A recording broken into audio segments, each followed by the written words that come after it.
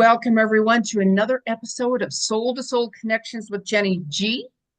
Now, in order to tune in and watch these shows, make sure you subscribe down there to that corner. My podcast will be on many different platforms. It will be listed below the link. Now, today's guest will also be mentioned with her information below as well in the description box. And also, if you feel you have some inspiring story to share or a topic or something you'd like to talk about, let me know because you never know. The best way to reach me actually is through my website because a lot of messages can go messing all over social media. Soulworkwithjennyg.com. Go to my website, send me a message through there. So I'm going to talk about the guest today. So I'm going to allow her to share her experience. And I'm super excited to talk to Leslie today because Leslie Carradina has had two near-death experiences. And she is here to share her story. Thank you, Leslie, for taking the time to come on and talk with us today. I really appreciate it. Well, thank you for having me. I'm excited to talk about my experiences and have a good discussion today. Absolutely. Now, your first near-death experience was just before your 17th birthday, something like that. Yes. So Yep. what happened? What happened with that? Well, back in the 90s, and I don't know if they still do it anymore. I sincerely hope they don't. But when you had severe allergies, you could go in and get a shot once a week, and it was intended to build your tolerance to these shots. I had done it for years. It didn't work, but I just kept going. And they make you wait 20 minutes afterwards in case you have an extreme reaction. And one day I did.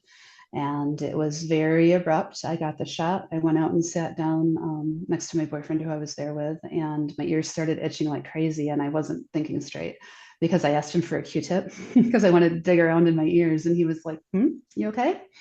And I said, nope, I'm not okay. And then I was just dead. I had a cardiac arrest spontaneously due to anaphylactic shock. And then I was kind of standing in the corner of the room. I watched my body seizing. I watched him go get help and he was panicking. And they dragged me to the back of the office because it's like a little rural office. And I was a very heavy girl at the time. So it was grabbed me by my legs, dragged me in and shut the door. And then I just couldn't feel my body anymore. I found out later they didn't have a defibrillator. They were doing CPR for almost 10 minutes before EMS came. So that was a exciting thing. Obviously, they did get me back, but I was out for 12 minutes. Um, Wow. During that time, I levitated up through the ceiling and I watched the drop ceiling and then the girders, every little piece of the roof, even of the building. And then once I was outside, I kind of accelerated up into the sky and then through space. First, what we knew, and then stuff that didn't look at all familiar, very foreign appearing planets and stars and everything. And I just remember thinking, if this is all it is after, is just blasting through space, I'll be thrilled because I love space. So I was just so happy and it was so comfortable. And then I thought, well, why am I here? I must be dead.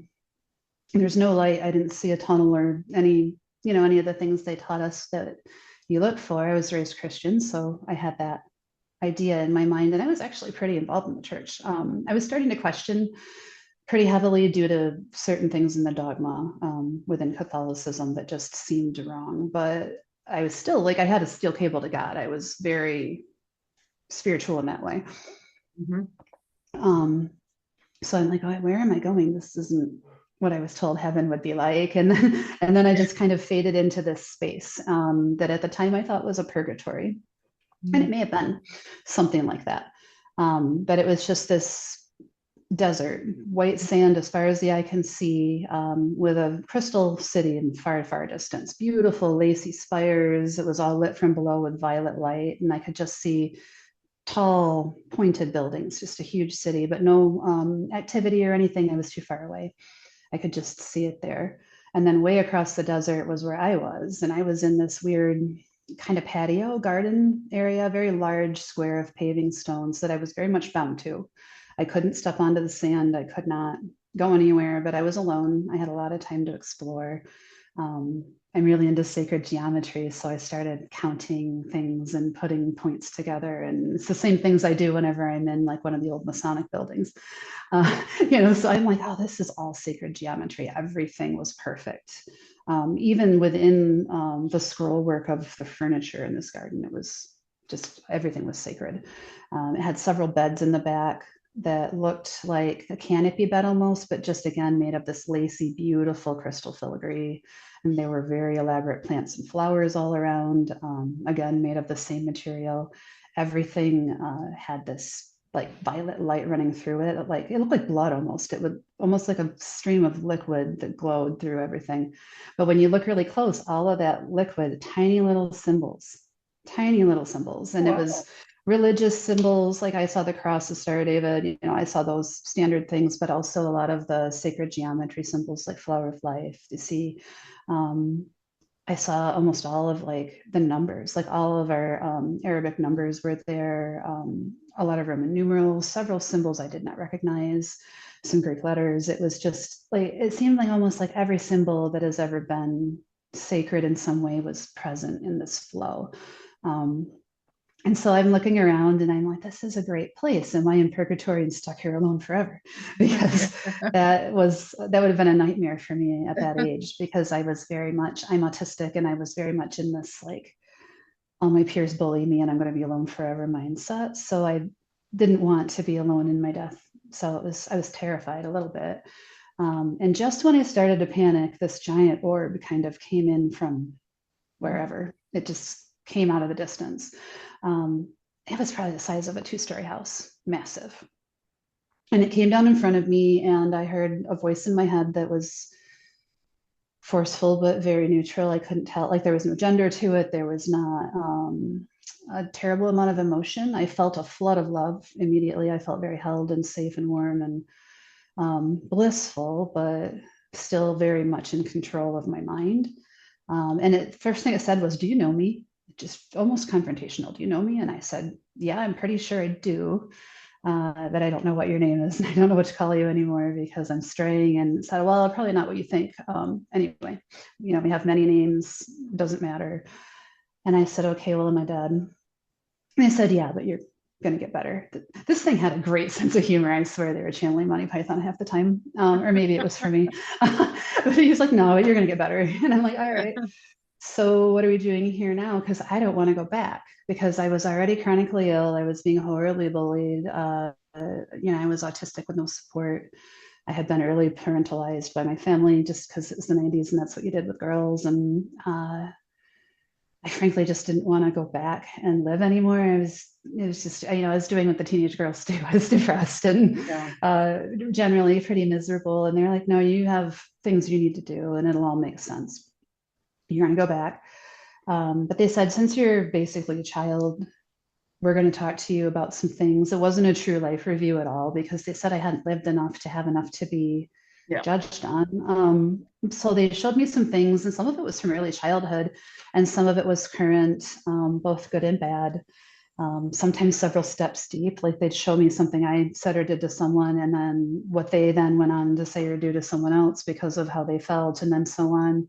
One of them was like 4 or 5 steps deep one time, and just the impact of the butterfly effect really was impressed upon me in that. Oh, Um, we talked a lot about how I exist on a spectrum because of my neurodiversity, but just also just because of who I am. I'm not a black and white person. Everything is a state of gray in terms of how I observe everything. And they explained to me that like duality is a tool of earth to create the push and pull and the tension and pressure that we need to have here to grow, mhm. but it isn't actually real.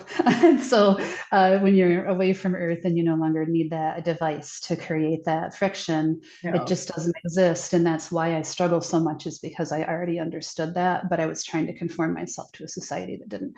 And that was the single most impactful thing they told me, because it allowed me to then say, okay, it's not black, white, good, evil, hot, cold, light, dark. It's somewhere in between, and you don't want to be all the way on either end. And so that's how I've gone forward to live my life, is obviously, trying to remain on the positive end of every scale, but sometimes we fail. And sometimes we have to dip down before we can bring things back up. So I really have learned how to like dance in the non-duality of actual reality. Um, they also told me that I had a lot of health problems that had not yet surfaced, which was horrible news because I Oh, already future. They had a gave a lot little bit of going on. future insight.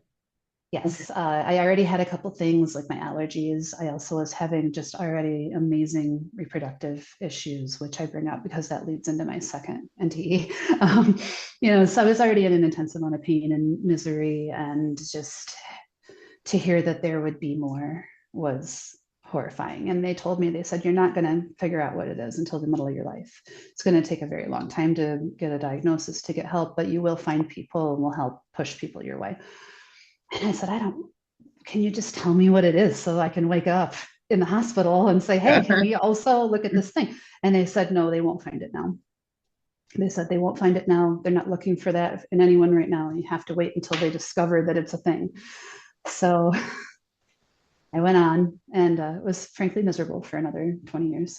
But I did eventually get help with that. But pretty much after that, they said your body is ready.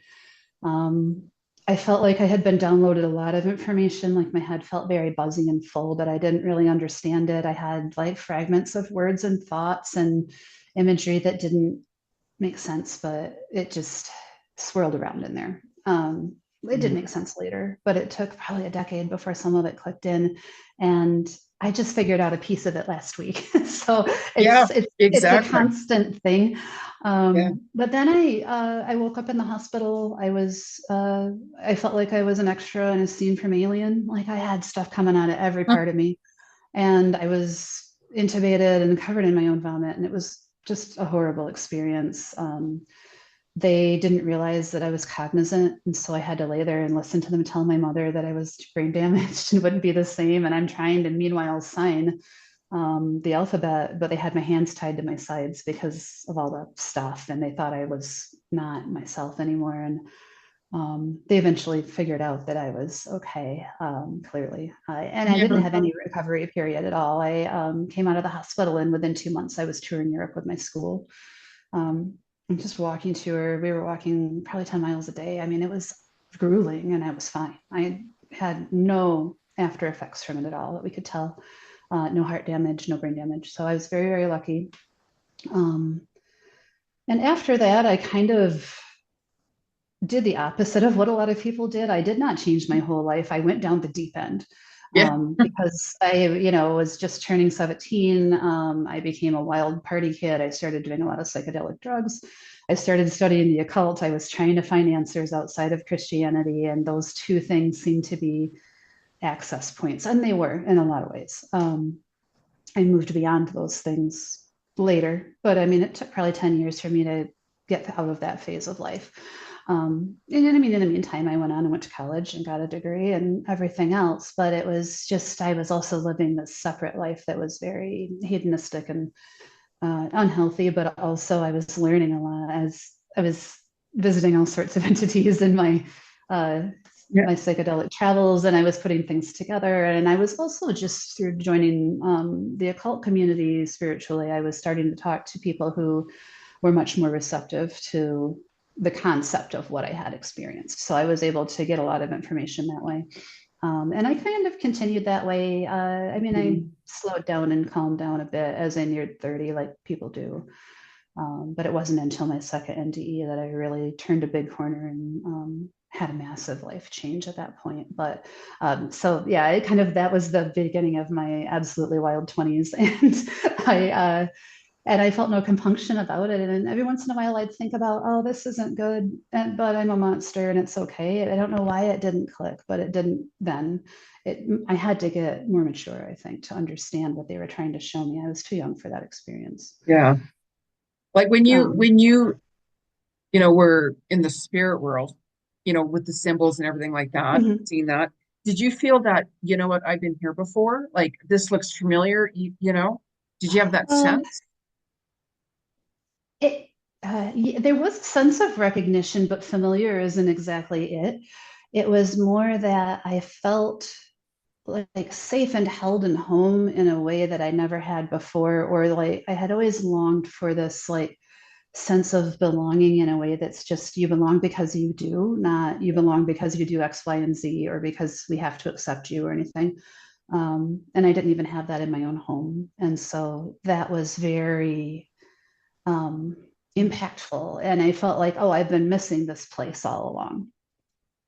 Yeah. And I understood that concept already because I was a fan of a couple of different bands that had a song about missing this place that doesn't exist. And it was also a theme in a book that I really loved. So I was already kind of thinking about like, where is home? Because this isn't home. And Yeah. that wasn't home either, but it was closer. Yeah. uh, is the answer I've come to now. But at the time, yeah, I really thought that I thought it was a purgatorial type place Yeah. outside of heaven. Um, Yeah. but now I'm not so sure about the heaven part because I'm pretty solidly in the reincarnation camp now. Um, so, like I said, my understandings have really, over the years, changed. And then after my second NDE, a lot of it made more sense. Um, So what brought on your second NDE? Like how did that start? Like, did you have a feeling like even before you had your first near death experience, did you have that, I don't know, something feels off, or I don't know, I just feel something is going to change. Sometimes we get that weird yeah, feeling of a shift or something's going to happen. We're like, I can't place it. Like, did you have any of that? both times, sort of. Hmm.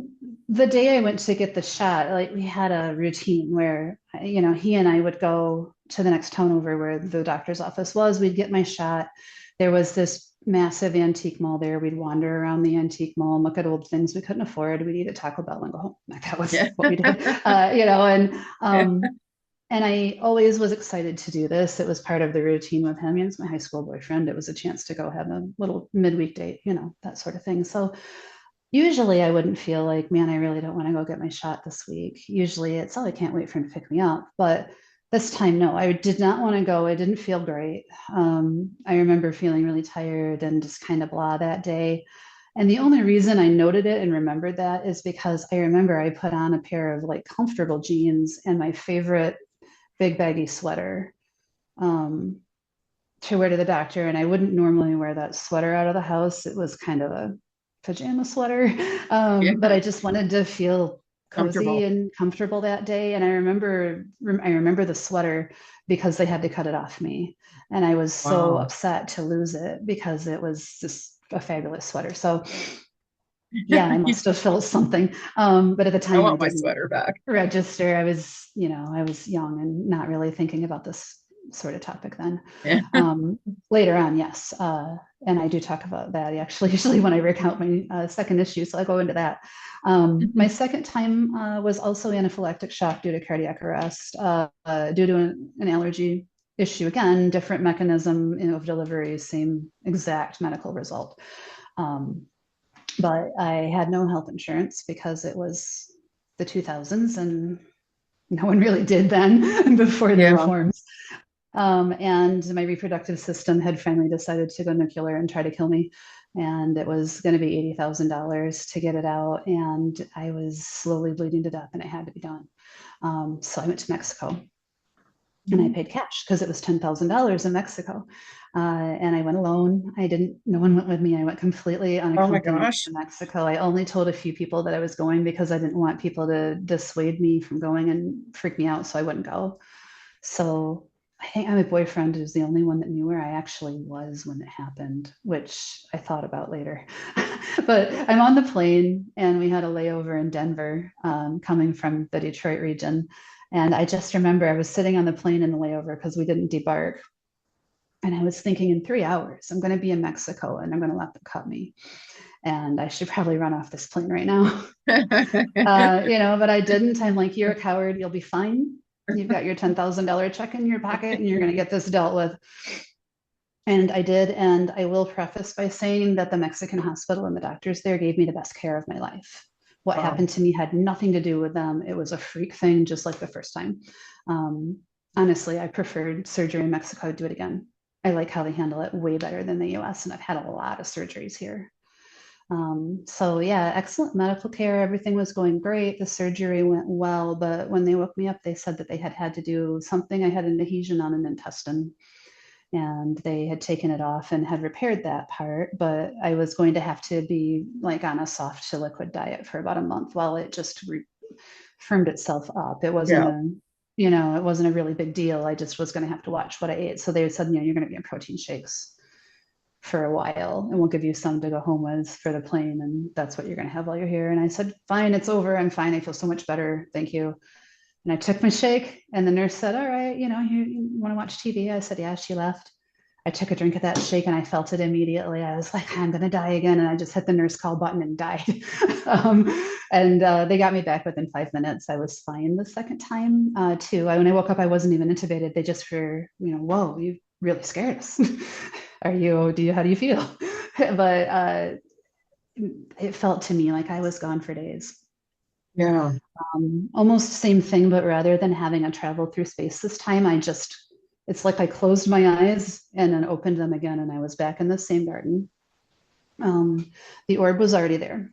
So the orb was there, and they said, Was it we the didn't, same orb or oh, was it? yes, absolutely. Oh, Same the orb, same. same So the type of same voice. orb that was the first near death. Oh, wow. Okay. Yes. Yeah. Yeah. But there are new players in this one. So the orb said, I didn't think you'd be back because you made a choice I didn't think you'd make. That ended up putting you here. You know, you surprised me, and I was confused by that at first, but I think actually it meant that whatever I was talking to wasn't omniscient. Um, at the time, I thought it was like a portion of God. Like I knew it wasn't God because God's way bigger and weirder than that, but I knew it was something like divine. So I thought like it's an emissary or a droplet of, because I think of God as like a vast ocean of unknowable bliss. So I'm like, is this a piece of that? Is this like what pieces out and becomes our souls, but just much bigger? What is this thing? I had no idea. But at the time, I thought it was God. And I'm like, well, aren't you able to know everything? And it's like, oh, you surprised me. And it laughed. And I'm like, all right. Um, and I said, well, obviously I'm dead again. And now my body's in Mexico and my family's going to have to deal with it. And like, I just was fretting about it for a minute. And they said, oh, you're going back again. Don't worry. And I said, can I choose not to? You know, because by that point, the unknown health issue had started to really flare its head, but nobody could diagnose it. So I was doing the specialist shuffle over and over again and getting sicker and sicker on top of all of this other stuff. And they said, no, you're not done. Like, you're going to get some help soon. You're going back. And then I got more of a proper life review where I really saw many things that had gone before, huge things that I knew I was saving someone when I did it, and small things where I got lauded for watering a random plant or picking up a cigarette butt and putting in a garbage can, like the weirdest, tiniest things. Strange kindnesses that I showed to wild animals just because I like animals was rated higher than things I did for people. It was just, it made no sense what the scale was, but they showed me many things that were great and many things that were not. And some of the things that were not, frankly, most of them I was not doing on purpose, because at that point I had recognized that I was probably a pretty crappy person and that I had to not be that way anymore. So I was actively trying to clean up my life just functionally, but also interpersonally. I was trying to really check myself and be kind. And they're like, yeah, you're trying, but you're not there. You've missed the mark a lot. We see the effort.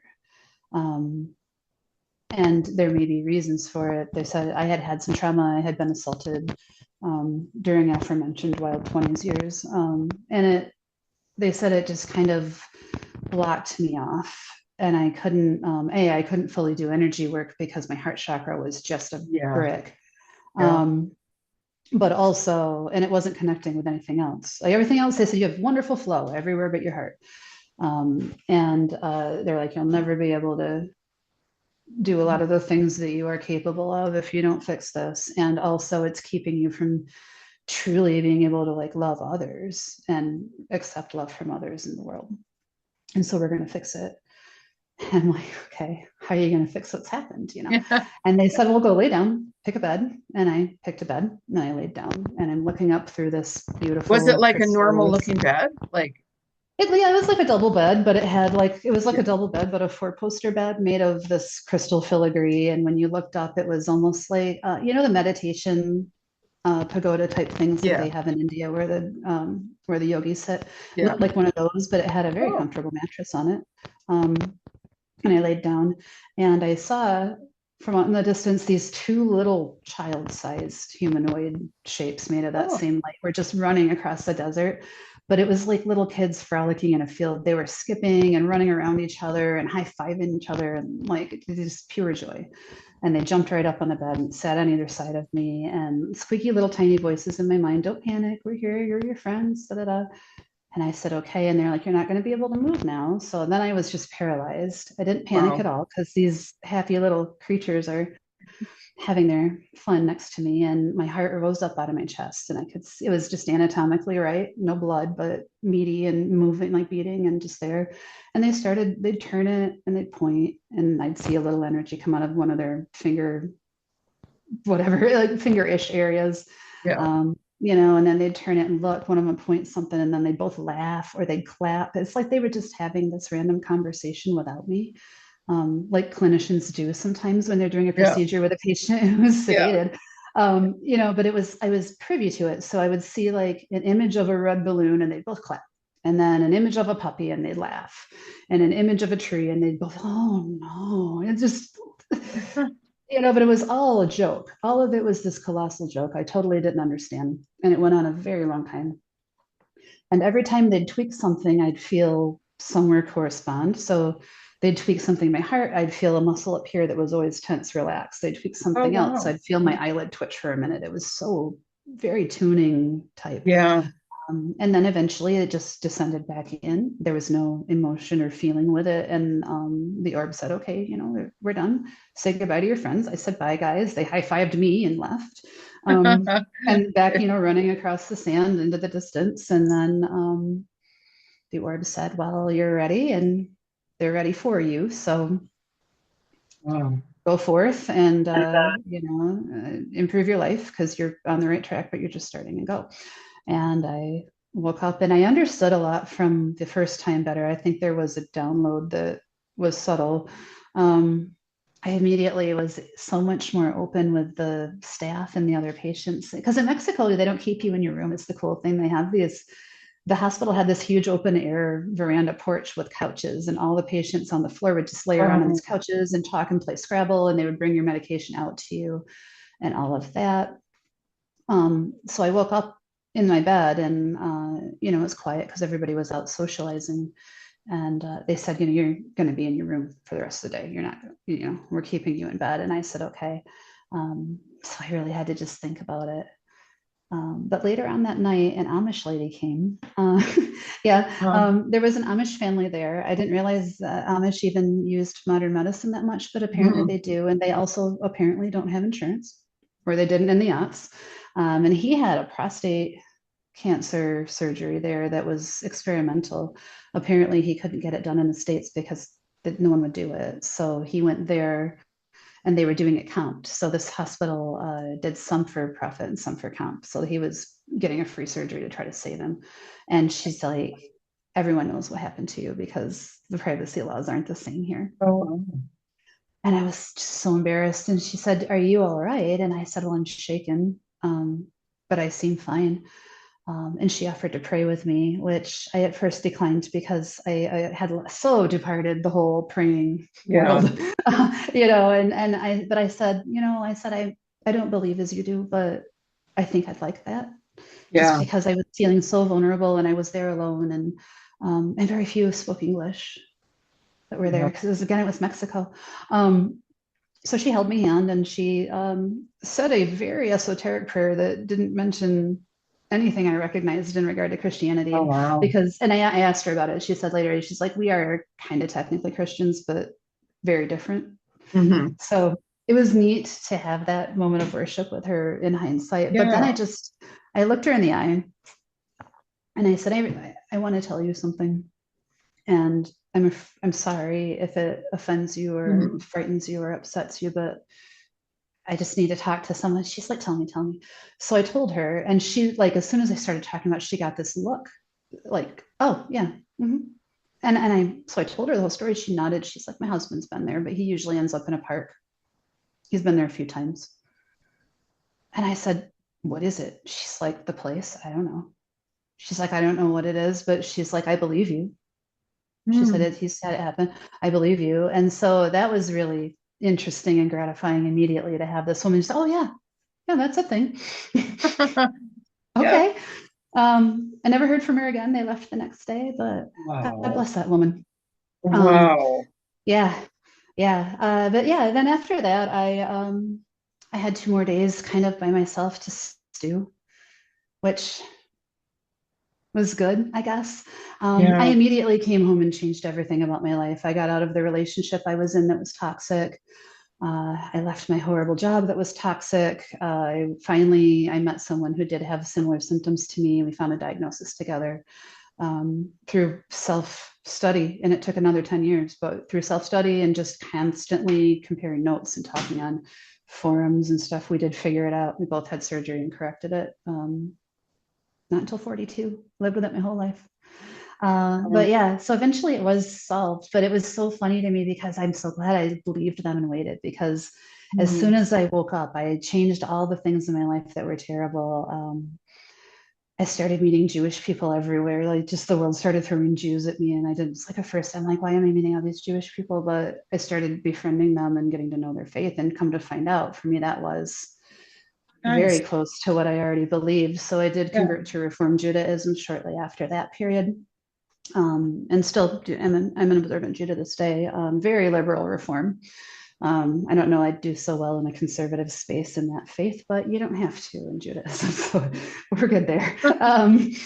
So that's what I frame everything around, but I'm pretty atypical there. It certainly softened me. It made me think so much more about others. And one of the things that came out of that download that I really figured out later, and it was again going into the thought of duality, but it was that everything is typically about fear or love, which always makes me think of that movie Donnie Darko, which makes Yeah. me laugh. Yeah. But I mean, I'm like, oh man, they were laying it down in Donnie Darko. That was true. Um, but it's true because everything everyone does, I say, isn't actually about fear or love. It's all about love. Yeah. And once I realized that, it gave me such an ability to forgive people and give them grace and move in the world in a way that maybe can awaken some minds and or at Yeah. least diffuse some of the negativity that we deal with every day. Oh God. Yeah. Yeah. So now if someone comes at me in a way that's negative for whatever reason, I mean, I have a lot of tattoos. It's usually that. I've got Um, tattoos. I've got like five. Here's one right yeah, here. yeah, it's usually that though. Like my Yeah. areas can be conservative depending on where you are, and it happens. But instead of taking it personally now and firing right back, which is what I would have done originally, and probably given them harder than they gave, I just look at them now and I say, "Are you having an okay day? So are you all right?"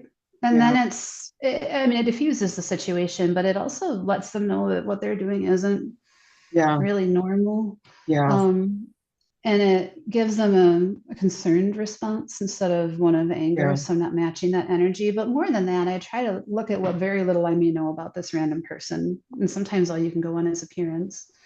Yeah. Like, what might this person love so much that they think is threatened by my very existence that they want to lash out and attack me? And typically it's like lifestyle, or they have It's disordered beliefs or prejudice or something. And that sort of thing you either can work with or you just go, okay, you know what, yeah. that's for you. And you just walk away. And it really just helped me. So I've been able to kind of bring that forward into the world now and try to get people to look at things that way instead of like, I must choose a side. Oh, Um, 100%. Yeah. I mean, like yeah, the number one rule of the universe is do not ever judge anyone. right, It's right. I always say that in like all of my videos. I do other videos. That's one of the first things I say. It's like show compassion and kindness to others. You truly don't know somebody's, what's happened to them, who they are. Mhm. It's like don't judge someone no matter what. we all Yeah. have our own journey, and we Right. have to be ourselves, authentic 100%. And that So is very much how I try to live these days. And yeah, as a side benefit, I mean, with my neurodiversity, it has very much made it just less exhausting. Now I try to be just authentic and relaxed. And if yeah, people don't like me, they don't. And yeah. It has nothing to do with it's so you. much easier and richer. My life is richer for it. Yeah, And yeah. that's it's a good thing. Um, definitely, Yeah. definitely. And then as I developed myself interpersonally and emotionally and became a truly better person, naturally your vibration rises. And as that happened, I started to have a lot of gifts come online. So those are Mhm. things that are somewhat new in the last several years now. Some of them are just coming in now.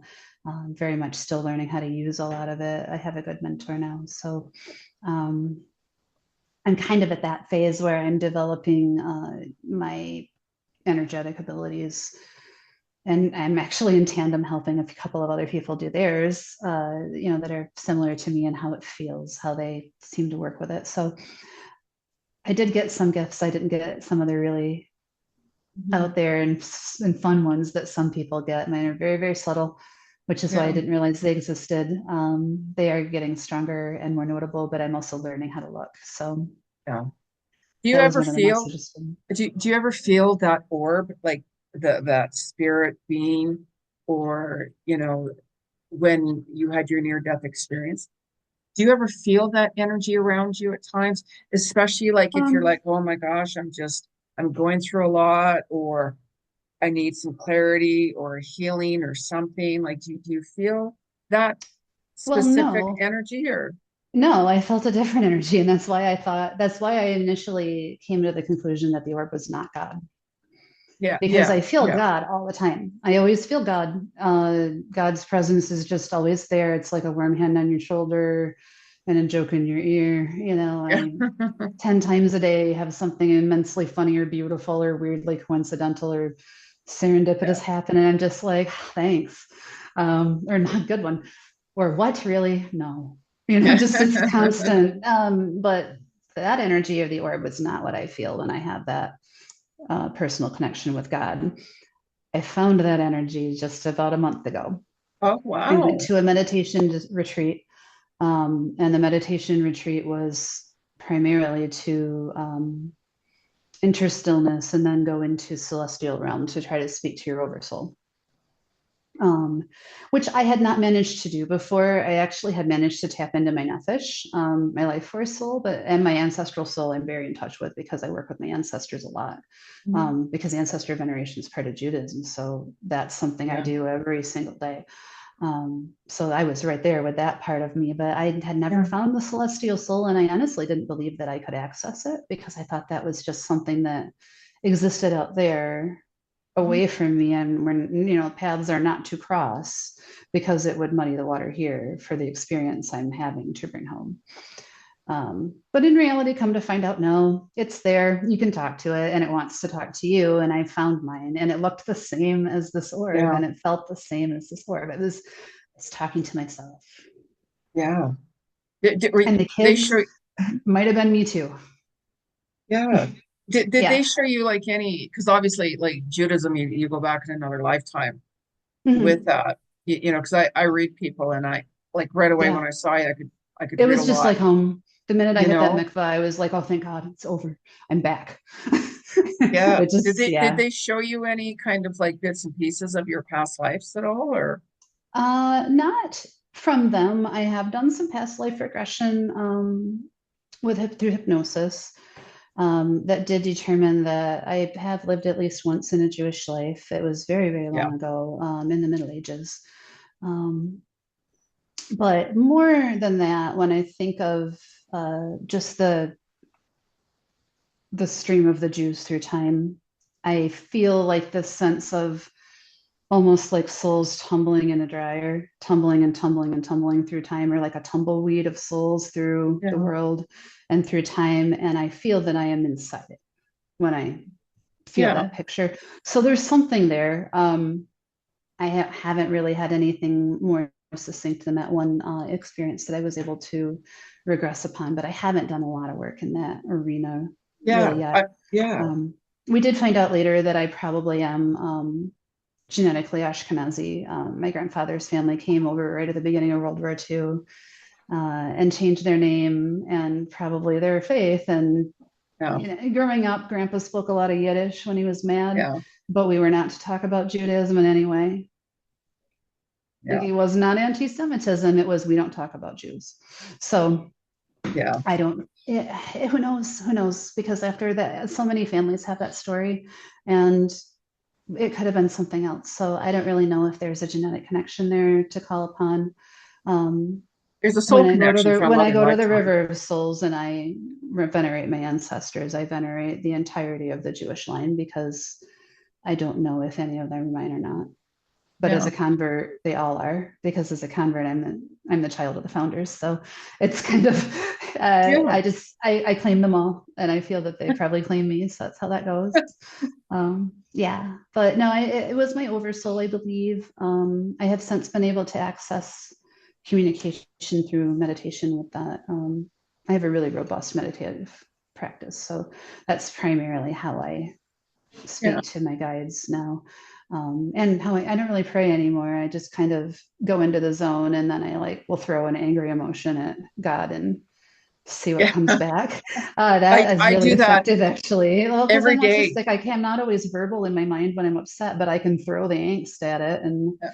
sometimes I'll go, this is actually about this, this isn't about what you think it is. And I'll say, oh, crap, it is. All right, well, thank you. Now I can deal with it. So it's usually that, so it's very personal and Yeah. constantly changing now in terms of the Yeah. after. I really hope it doesn't happen to me again, though. You had brain surgery, right? I You had, did. yeah. Yeah, I Did did. did were you It worried turned, about that? Because it's like, oh my God, now I gotta go through surgery. Am I gonna like no, have a not at third all. near-death experience, you know? Well, okay, so maybe. When I had the surgery, I was super miserable. I was losing the ability to use my legs. By that point, it was causing massive brain problems because it was compressing my brainstem. So I was starting to lose my sight. I had horrible hearing because my tinnitus was super bad. I had no short-term memory at all. I frankly barely remember 5 years of my life because it just had gotten so bad. I mean, I was GPSing 2 blocks away to the corner store and back. And I still worked full time during all that time. I don't know how. It's terrifying when I think of some of the stuff I did with no memory of the day before. But I did have a brain surgery. It was not a super invasive brain surgery in terms of they didn't remove any of the tissue itself.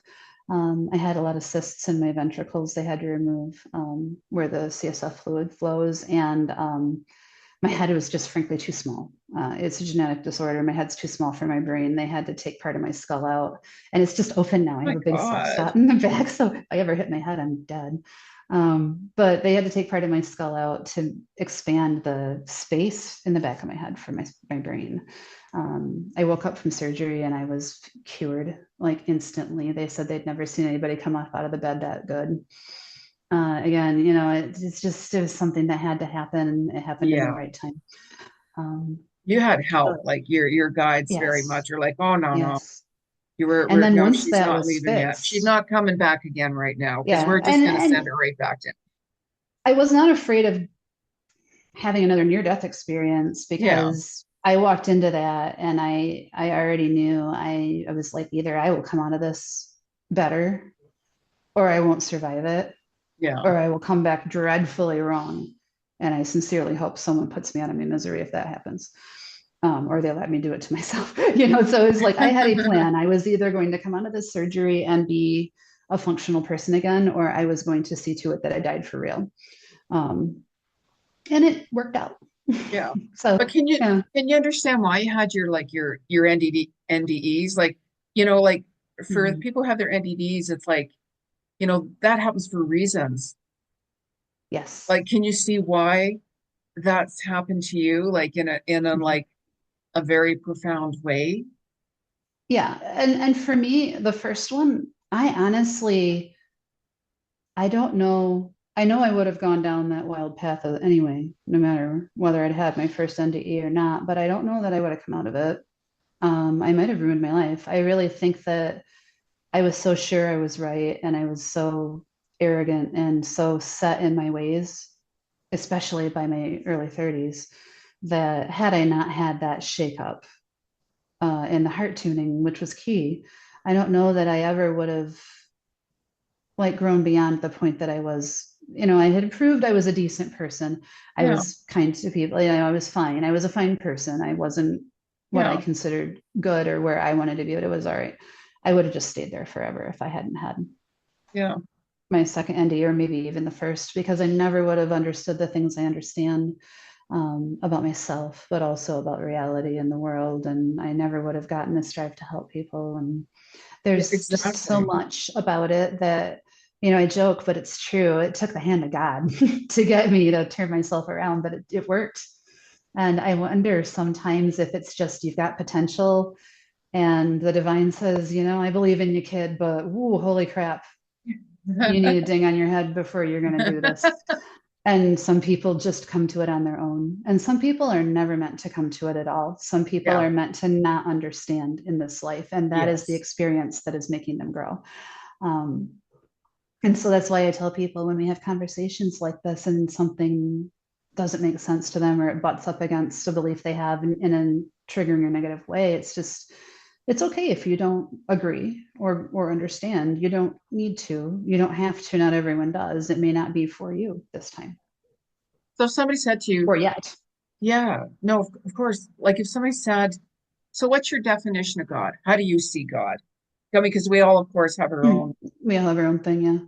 Yeah, Um, well, my definition of God was self-arrived before my first NDE. I already thought of God as this just vast. I've always been almost a natural animist. I've always known that this, the tree has a soul and my cat has a soul, and so do I, and so does everything. And that's partly why Christianity made no sense, because I was being encouraged to picture a human person as this object of divinity. And what I'm picturing is this vast ocean that flows through every single minuscule piece of reality and non reality that's only love and possibility and creativity and manifestation and all these things. I call God the unknowable sweetness because that's what it is.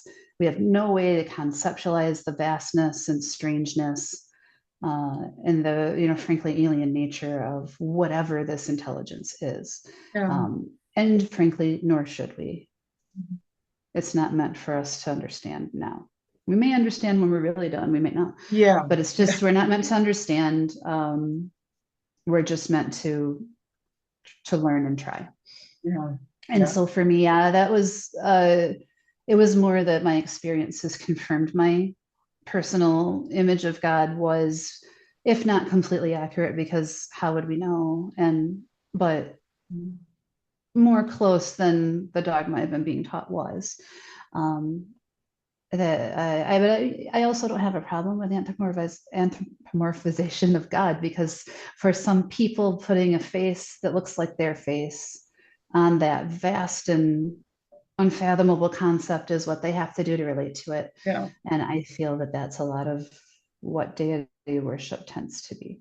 yeah, Um, doesn't make it any less valid. yeah. It's just so it's the permission slip that allows some people to be able Oh, to lock into that.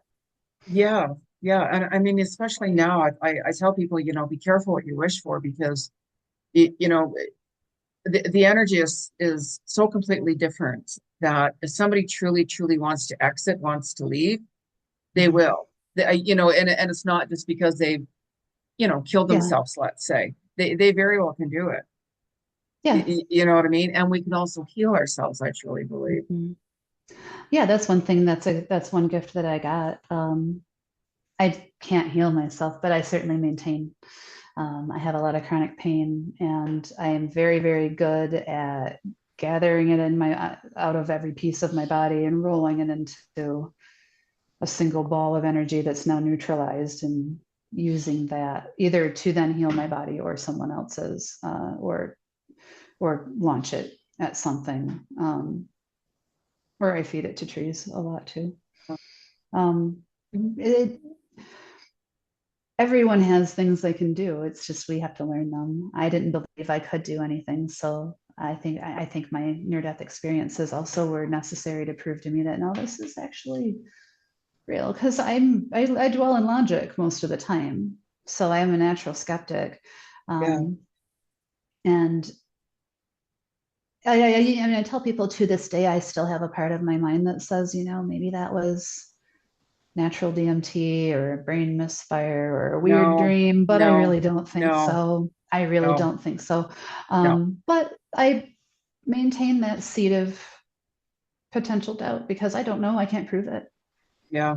And that's what No, I of tell people. I course. say, I'm Yeah. not telling you I know for a fact I'm right. I'm telling you Yeah. what I experienced and what I understand. Yeah. Um, Yeah. Like even my near-death experiences, I've had a few, and it's like I can't prove it. Nobody can prove it. We right. can No one can share prove our it, experiences, but there but sure it's are a like, lot of us. yeah, yeah. Yeah. Like I always remember whenever one of my spiritual teachers, Elias D. Mohan, he passed away years ago. And when somebody leaves their body, I can feel it and see how they go and all of this. Yeah. And Yeah. Me too. um, I tried to, and I'm not no artist. Like, I tried to do a painting of the dimensions he took me through with what Mm. he went through. I used like sparkles, nail polish. I used like I did. I don't know how many paintings I ended up doing because what I was shown and saw, I could not even get it in paint or like anything I was Mm. trying to do. I called it the fifth dimension. I might still have it Yeah. around, but Well, it's like, it's I like think that there color certainly and are sparkle. so many realms, and I think Yes, there was a whole lot to yes, ours we just can't see. yeah, I mean, 100%. that came from imbibing so many psychedelics. I came to the conclusion. I did a lot of DMT in the day, and I came to the conclusion that this is not a hallucination. I'm No, somewhere else because I was talking to the same things every time.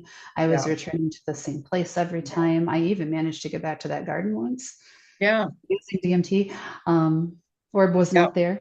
I visited an empty room, but it was there, the location. So yeah. is it actually like a physical location? Where is this? There's so much we don't know.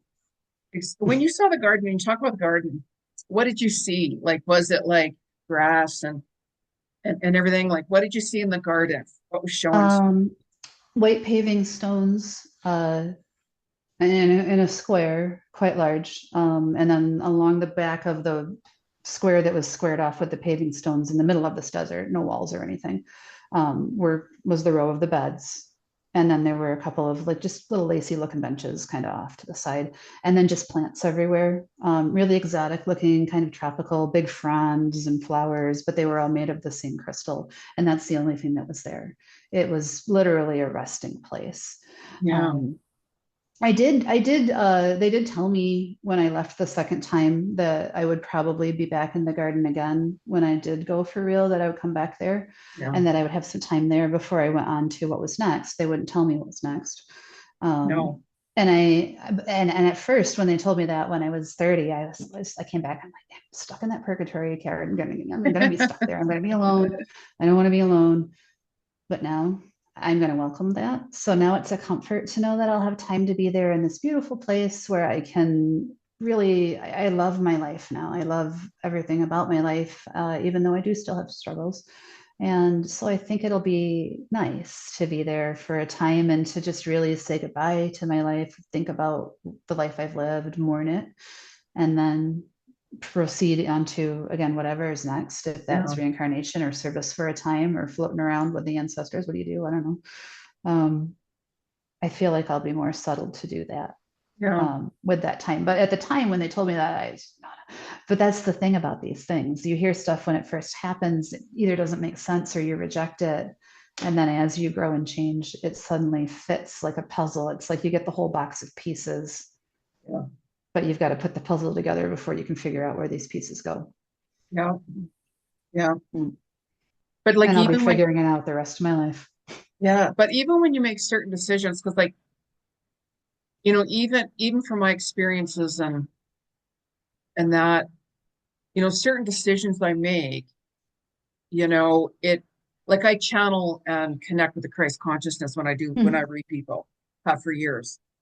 So Yeah, it's like this your experiences that you had on the other side, you're actually bringing that forward with you. Have you noticed that though? Like your oh, experiences absolutely. that you had, it's like because of Mhm. that, you utilize that and you work with other people differently or do things or make decisions differently. I feel like it has an application every single day, even if I only interact with my own household, or even just my pets. Yes, yes. One of the things that they showed me in my life review was that I tended to be grabby with cats. And I'm like, I'm a 30-year-old woman. What are you scolding me for? And they tend to be you grabby with cats. You see a cat, you just grab that cat. You're not getting consent from that cat. Yeah. You're assaulting these cats. Like that, he actually said, you're assaulting these cats. And I said, oh my gosh, I love cats. I wouldn't assault a cat. What are you even talking about? But it's true. And I started asking my cats for consent before I touched them. And all of Oh, a sudden, they are so much more connected to me. They started wow. allowing me to communicate. They started being more affectionate. Yeah. My one that didn't like to be touched much stopped being that way. And it was all about consent. But I never would have thought to ask an animal for consent. But also, why didn't I?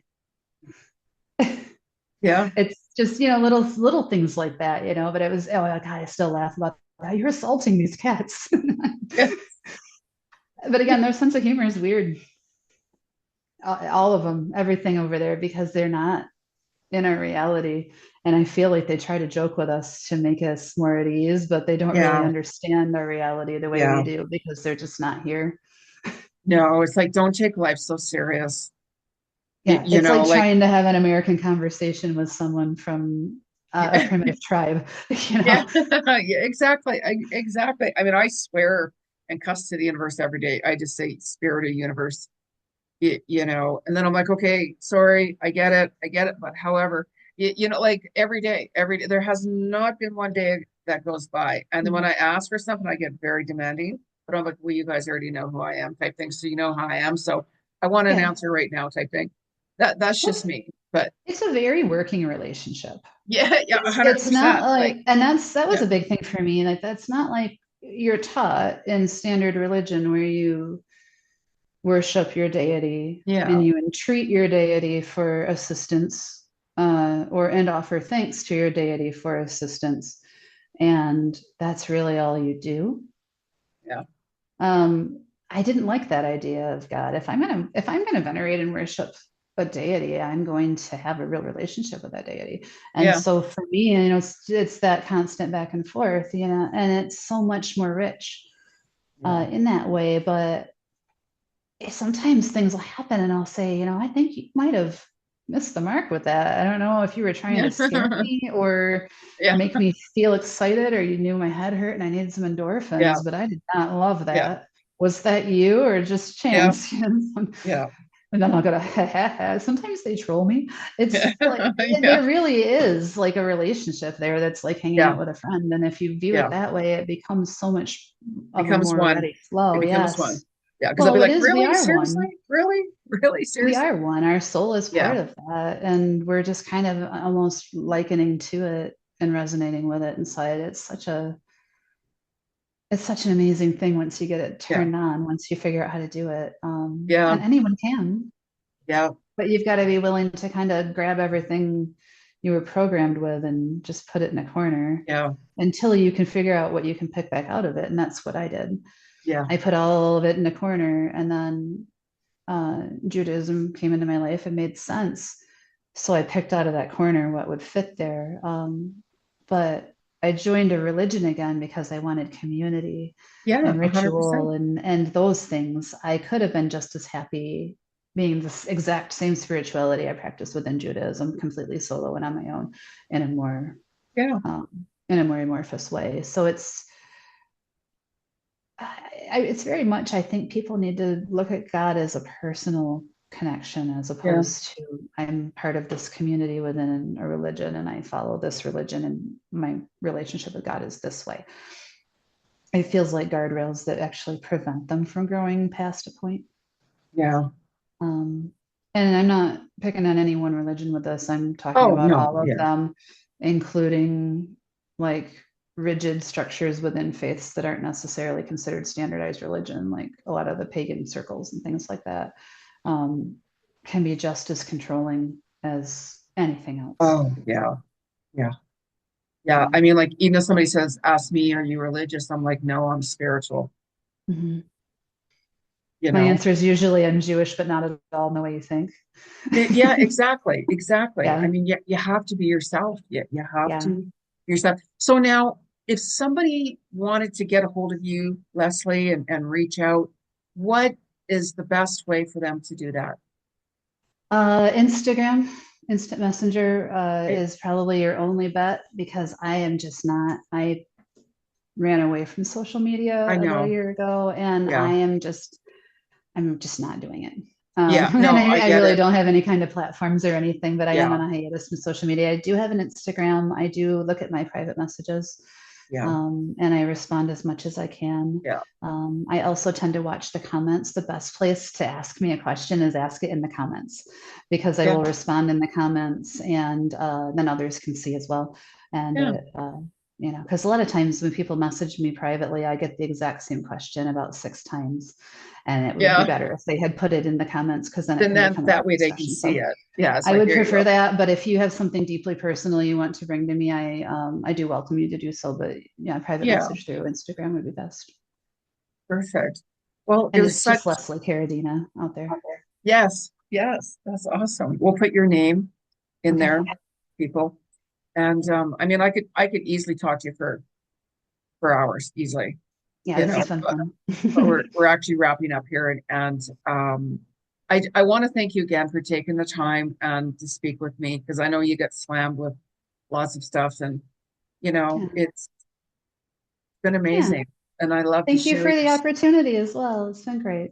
Yeah. Oh, you're very welcome, of course, and now and everybody now make sure that you do subscribe to my channel. You're gonna see the platform all over social media. It'll all be in the description boxes or box, whatever they do, I don't know. And make sure that you reach out to me if you do have a story or something that you'd like to share with me. Go to my website is the best bet. So workwithjennig.com. And thank you everyone again for tuning in and make sure that you are subscribed for goodness sakes. As I mentioned, there's a lot of other videos and content I have out there. Just Google my name, you'll find me. I'm literally everywhere. So again, thank you so much, Leslie. Again, I'm so truly grateful. It's been really